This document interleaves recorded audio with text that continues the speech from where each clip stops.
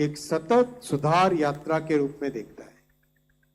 Minimum government maximum governance के मंत्र के साथ जीएसटी, डीबीटी और डिजिटल इंडिया जैसे सुधारों ने शासन को अधिक पारदर्शी, अधिक सक्षम और अधिक नागरिक केंद्रित बनाया है।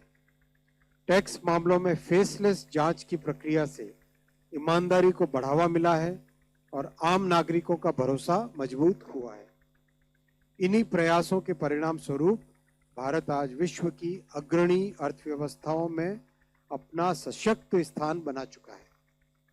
मंत्रिमंडल ये दृढ़ संकल्प लेता है कि सेवा तीर्थ की नई ऊर्जा और रिफॉर्म एक्सप्रेस की तीव्र गति से हम निकट भविष्य में विश्व की शीर्ष 3 अर्थव्यवस्थाओं में भारत का स्थान सुनिश्चित करने का संकल्प पूरा करेंगे। आज केंद्रीय मंत्रिमंडल स्वयं को विकसित भारत 2047 के राष्ट्रीय संकल्प के प्रति पुनः समर्पित करता है। यह एक दीर्घकालिक राष्ट्रीय यात्रा है जिसमें आज लिए गए निर्णय आने वाली पीढ़ियों के भविष्य का स्वरूप तय करेंगे। सेवा तीर्थ में हो रही यह पहली बैठक हमें यह स्मरण कराती है कि विकास का लक्ष्य जितना बड़ा है उसके प्रति हमारी जिम्मेदारी उतनी ही गहरी होनी चाहिए। यह परिसर केवल एक आधुनिक कार्यस्थल नहीं है, यह शासन की नई कार्य संस्कृति का भी प्रतीक है। यहाँ की आधुनिक तकनीक और दक्ष कार्य प्रणाली के माध्यम से सरकार की कार्य क्षमता नई ऊंचाइयों तक पहुंचेगी। यहाँ से चलने वाली प्रत्येक फाइल और यहाँ कार्य करने वाला प्रत्येक कर्मयोगी इस भाव से प्रेरित होगा कि उसका कार्य देश के अंतिम व्यक्ति के जीवन को सरल बनाने से जुड़ा है। केंद्रीय मंत्रिमंडल यह संकल्प लेता है कि यह संसाधनों के विवेकपूर्ण उपयोग को प्रोत्साहित करेगा और सुधारों की उस निरंतर यात्रा को गति देगा जिसे देश ने बीते वर्षों में अनुभव किया है। यह पहली बैठक इस विश्वास को और सुदृढ़ करती है और सही नीति, नेक नियत और सही नेतृत्व से विकसित भारत के निर्माण का पथ निरंतर प्रकाशित होता रहेगा। सेवा तीर्थ से संचालित कार्य संस्कृति भारत को एक समर्थ, सशक्त और आत्मनिर्भर राष्ट्र के रूप में आगे बढ़ाने का आधार बनेगी। केंद्रीय मंत्रिमंडल माननीय प्रधानमंत्री श्री नरेंद्र मोदी जी के दूरदर्शी नेतृत्व में सेवा तीर्थ को संवेदनशील, उत्तरदायी और नागरिक केंद्रित शासन का एक वैश्विक उदाहरण बनाने के लिए अपनी प्रतिबद्धता दोहराता है। मंत्रिमंडल यह संकल्प लेता है कि 2047 तक भारत को एक समृद्ध, समर्थ और आत्मनिर्भर राष्ट्र बनाने की यात्रा में यह परिसर राष्ट्रीय आकांक्षाओं का सशक्त केंद्र बनेगा। धन्यवाद।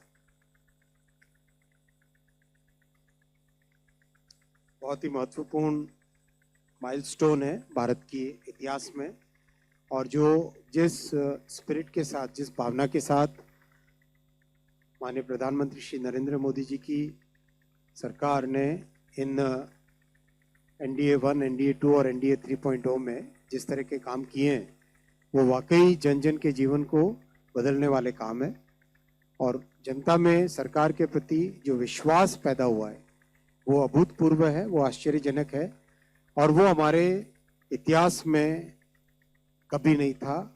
ऐसा विश्वास माननीय प्रधानमंत्री जी की नीतियों से, उनके कार्यों से देश के जन जन में आया है। कैबिनेट ने जो महत्वपूर्ण फैसले लिए आज, उसमें सबसे पहला फैसला लिया है केरला का नाम परिवर्तन करके केरलम। दूसरा, गोंदिया से जबलपुर रेलवे लाइन को डबल करने का। तीसरा, बिहार में पुनरक से किऊल 3rd और 4th लाइन रेलवे की। चौथा, गमरिया से चांदिल झारखंड में है 3rd और 4th लाइन। फिर श्रीनगर में नया integrated airport terminal. Ahmedabad metro का एक्सटेंशन। पावर सेक्टर के एक बड़ा पॉलिसी डिसीजन लिया गया है और रॉ जूट के एमएसपी का निर्णय लिया गया। आज पहली बैठक में 12,236 करोड़ रुपए के फैसले प्लस दो बड़े पॉलिसी डिसीजंस और रेजोल्यूशन लिया गया। सबसे पहले साथियों,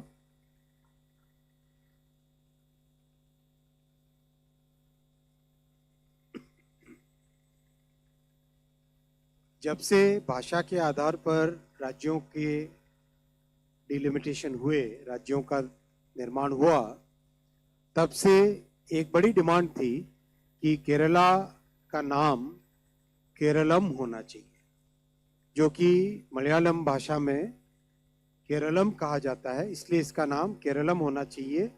ये बड़े लंबे टाइम से डिमांड रही है। इस डिमांड को आज यूनियन कैबिनेट ने अप्रूवल दिया और इसका एक पूरा प्रोसेस है जिसमें राज्य सरकार और राज्य की विधानसभा का भी बड़ा रोल है। तो राज्य की विधानसभा के अनुमति, उनके निर्णय और केंद्र सरकार के निर्णय और उसके बाद में पार्लियामेंट में इस पूरे निर्णय की प्रक्रिया रहेगी।